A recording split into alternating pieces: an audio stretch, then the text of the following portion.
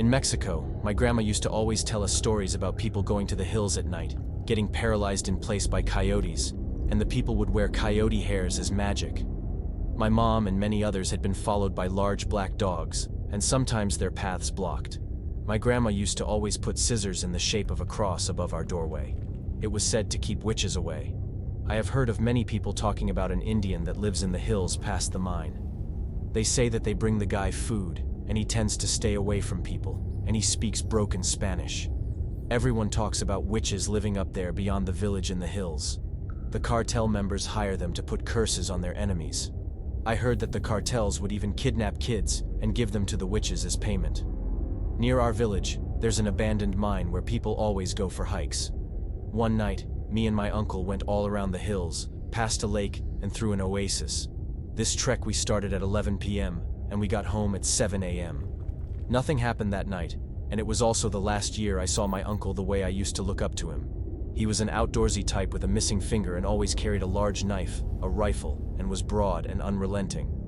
I always compared him to Crocodile Dundee, and we used to always go on hikes when herding sheep. I had trouble keeping up with him, but he knew the land very well and moved through the rocky hills with agility. After the years, this happened the following year. I visited, and he had become the laughingstock of the town, a drunk, skin and bones, teeth falling out, a weak man who was always shaky. The heir to my grandparents' land, he had been respected before, along with my other uncles. Now even they looked down on him and were embarrassed. Only last year had I seen him at his peak when we went on that 8-hour hike to go hare hunting. The moon was full, and everything out of the hill was illuminated. On our hike, I asked him what we would do if we saw a coyote. He joked and said that coyote has good luck, and he'd wear one on his belt to get better luck with the ladies. Then he followed it by saying, "They're more scared of us than we are of them." I'll skip everything leading up to it, but we had 2 dogs with us, both German shepherds. One of our dogs went ahead to the mine, which was still a good 10 minutes from sight. There were holes all over the ground, so we were going slowly. They both would occasionally get ahead of us and weep for us, then come back and repeat. They knew the path well, so it wasn't unusual for them to go ahead and wait for us. Near the mine, at this point, it was around 3 a.m. Right as we were reaching it, we saw a big white owl flying overhead, and my uncle joked that it was a wedge.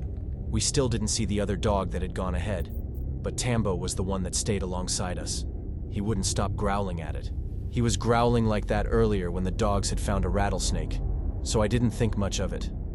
I had a very uneasy feeling in my stomach, though. I told my uncle I was going to go check if the mine was flooded while he was looking for Fur Elise, the other dog. While I was inside with the flashlight and rolled my ankles, and I kept on running without looking back. When I went outside, they saw Tambo growling at the entrance, and then I ran past him to my uncle. Tambo started following me, whimpering. I wanted to go to my uncle because he was like a mountain. I was tearing up, and we were a good 3 hours from anyone else. I thought we were going to die. I just wanted to get to my uncle because, at the time, I felt like he could take down anything. I really felt like it was the end. I saw my uncle about 50 feet away, kneeling down, and I could see the rifle on his back shining in the moonlight. When I reached him, he was crying, knelt over the body of Thor. He explained that he found him like this. I turned my back towards him and looked behind me. I couldn't stop looking around. We were surrounded by hills, and all I could hear was this nearby stream. Once the howling stopped, my uncle put the body in a crevasse. He also looked on edge and seemed as if he was constantly looking over his shoulder. At this point, we just began making our way home. We did not say a single word to each other the entire walk back. I didn't tell him what I saw until much later. He never even noticed how spooked I was. During the 1970s, before I was born, my dad worked as a trail guide in California. He'd lead groups of tourists on horseback across mountain trails and such, and he met a lot of people during his time there. He met this Native American guy who started out as a regular customer and eventually became an employee. He came from an Indian reservation, although he never said which. He also didn't explain why he left, but he was a cool guy, so my dad never really gave his origins much thought. He always figured that he'd left for personal reasons and didn't want to be bothered about it, so my dad never brought it up. One day, my dad, his brother, and his Native American friend were out on the trail with a group of people. It was a pretty ordinary day. My dad and uncle told jokes back and forth, their friend laughing and jeering, and the tourists took pictures with their bulky cameras. Nothing unusual. As they were moving along, someone shouted, "Coyote," and pointed into the little valley on the left side of the field. Again, nothing strange. This was in the grassy chaparral of Central California, and coyotes are a very common sight. My dad and his companions stopped their horses so that their guests could have a look at the creature. My dad and his friend got chatting, but my uncle kept staring at the coyote with his features all scrunched up, like he was trying to get a better look at it. My dad asked him what was up, and he said, "This coyote, it doesn't look healthy." The coyote had very long and thin legs and didn't walk normally. Most dogs walk by lifting a front leg and then lifting the opposite back leg. But this coyote walked by lifting both legs on one side of its body, sort of like a camel. Its snout was also a good 3 inches longer than normal, and it held its nose as high in the air as if it was sniffing for something. My dad said that it was probably just deformed, and my uncle agreed. Their friend, however, was silent. He was slightly shivering and staring directly at the weird coyote. My dad put his hand on his shoulder and said, "What's wrong?" With a shaking finger, his friend pointed at the coyote and said, "The tail, look at the tail." My dad looked and said, "What do you mean? It has no tail." My friend said that he'd explain everything when they get back to the base camp. So my dad led the guests down the trail, and the coyote followed them. It didn't come up from the valley, but it followed the group. The tourists thought it was fun to have a little companion, but my dad's friend never looked at it. He was silent the whole way back. When they were just a couple of 100 yards from the base camp, the coyote leaped out of the underbrush about 20 feet in front of my dad and his companions, freaking the hell out of them and the horses. The coyote stared directly at my dad's friend and smiled. Not a panting smile like most dogs do, but a full-on teeth-bared smile which showed off its yellow and brown stained teeth. The friend stared back and produced a small piece of wood with an arrow burnt into it. He showed its face to the coyote, which looked away. Then the creature held still. Coyotes' howls are usually high-pitched, but this one was very low-pitched, almost baritone. It sounded like the thing had fluid in its lungs, as if it were drowning, unable to make one final scream. Then it ran back into the bushes. My uncle, the jokester, turned to the stunned tourists and said, "Well, I hope you got your money's worth." At camp, my dad's friend wouldn't give them the whole story, only vague statements like, "It killed them, and now it's gonna try and kill me." He said he did this to protect my dad and uncle because the less you know about it, the better. He gave my dad a small piece of wood with an arrow on it, saying that it would protect them from the thing. He made them himself, and he said that he was glad that he got to test them out. He drove out at 8, and my dad never saw him again. My father always used to tell this story when I was younger, especially during camping trips. He's a high-spirited kind of guy, so he always tells it in good spirits. But sometimes he says that on cold nights, when the wind is blowing and there's a rustling in the trees, he can hear the low howl of the thing that was not a coyote. When I was younger, I lived back in my home state of Maryland, home to many things unexplainable, archaic, and supernatural. Of course, the Amish and Mennonites reside there, but even they fear what's out there in the primeval darkness of a full moon night. It was a cool autumn evening. The sun began to set, and the moon rose to meet it, embracing one another in a brief twilight before going their separate ways. The wind stirred the dying leaves from their branches and scattered them through the air, disturbing the stillness of the water as it glided across the lake's surface. Foxes rushed about through the tall grass, hunting muskrats and gophers alike, rabbits and hares as well. Birds sang sweet nightly laments as squirrels jumped from tree to tree, giving a playful chase as they scaled up and over the branches. Off in the distance, howling coyotes called to one another, barking and nipping to themselves as the stars dotted the sky. The final remnants of daylight had faded. The moon rose to its ebony twinkle, enthroned, and cast down its pale and serenely beautiful light. My family was inside, having a good time, laughing, drinking, and being merry. Overall, but I preferred solace and solitude over such loud barbarity. There I sat alone on the porch, staring at the moon's reflection on the lake, watching a ripple from the breeze, when a deep snarl from below the porch caught my attention. Perk it up, I paused and listened, hearing another deep growl from below the porch.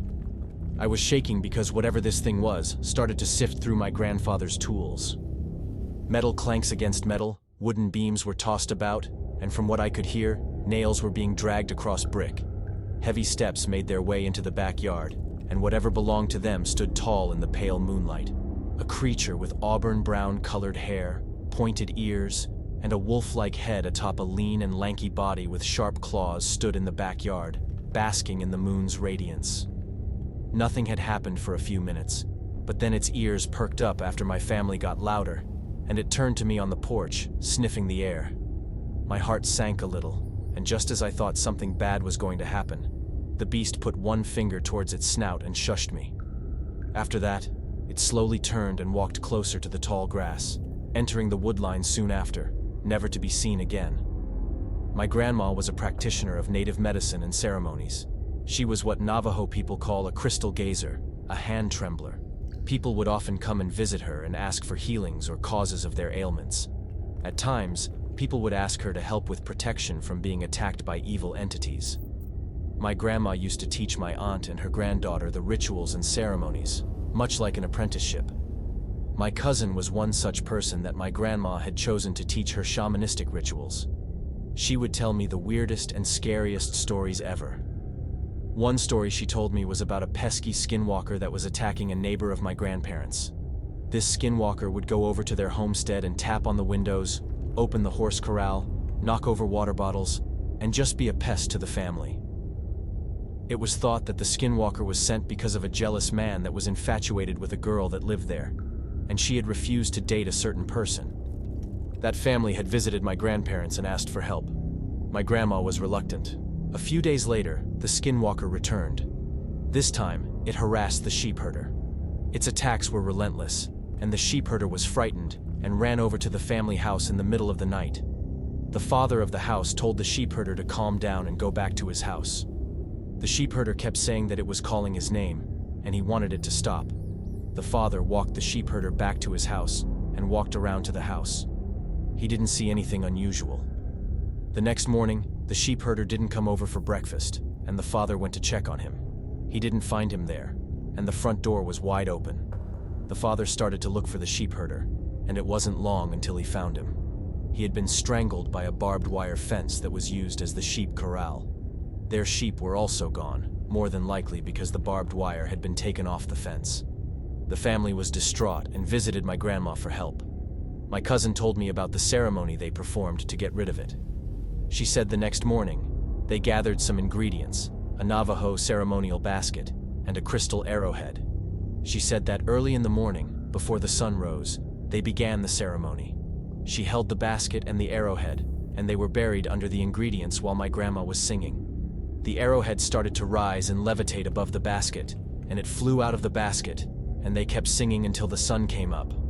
My cousin asked where the arrowhead had gone, and my grandma told her that the arrowhead took care of the skinwalker that was terrorizing the family. My cousin told me that the family had been freed from the skinwalker's curse, and that they would not have to worry about it again.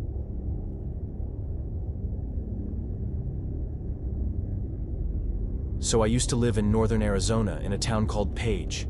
The town is on Lake Powell and nearby Horseshoe Bend, which are both massive tourist attractions. Recently, it also happened to border the Navajo reservation and has a population that is majority native. I'm currently 18 and moved away less than a month ago, so I lived my whole life in the town, essentially. I've heard many stories from my friends and their parents as well, but these two stories and my actual experiences. The first story happened about a year and a half ago. Since Page is a 60-mile drive from the next closest town, the nearby area is very popular among locals for jackrabbit, coyote, and bobcat hunting. This particular day, I was out on my own, pretty far back on some of the local dirt trails. Pretty recently, after I had started hunting myself, my target was coyotes. This was before I had a call, so I had to look for them or bait them. My firearm was a Springfield Saint AR-15, loaded with American Eagle 55-grain AP shells, which, yes, is an important detail. It was probably around noon, and I had wandered down into a wash that ran up and across the bottom of one of the sandstone cliffs of the area. While walking through the wash, I scared probably the biggest coyote I had ever seen up the side of a cliff face. As it was scaling, I took 3 shots at it, and I was able to hit at least one, because it started bleeding quite profusely as it made its way up and over the top of the cliff. I gave pursuit and probably scaled the face in 3 to 4 minutes of winded climbing. At the top, the cliff turned into a flat mesa covered by shrubs and dried up bushes, probably about knee height at most, and I'm 5'10", so not very tall. But there was no coyote in sight. I started to follow the blood trail, and after about 20 minutes of following, I was very confused and somewhat concerned. The blood trail was still thick. Too much was being spilled to allow the coyote to continue for a straight sprint for that long, and I was hunting with a round that would drop a mountain lion in its tracks. After about 10 more minutes, the tracks from the coyote met up with tracks from what I'm assuming were goat tracks. This is where I turned and got the hell out of there. Both tracks were recent, deep, and the sand was still loose enough to fall when I knelt down and looked at them. The tracks split from each other, the coyote going far off to the left and the goat going to the right. The blood trail no longer followed the track of the coyote, but instead indicated that the goat had been shot. The tracks led down to another wash known in the area for being bad news, so I got back to my truck fast after that. The second story took place near the outskirts of town and has a video that comes with it. We and my friends were out at around 10 wide at night near one of the local jogging trails. At the edge of these trails, a storm drain tunnel opening sticks out. The second story took place near the outskirts of town and has a video that comes with it. Me and my friends were out at around 10 at night near one of the local jogging trails.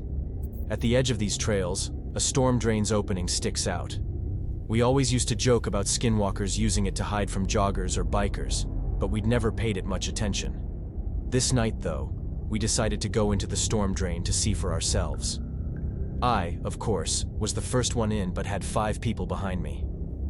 We were probably about 300 feet in when I heard what sounded like claws scraping against concrete ahead of me. I could only see about 50 feet in front of me with my light, so I shushed everyone behind me. As soon as we got quiet, a moan resonated through the tunnel. I've never backtracked on all fours so fast in my life.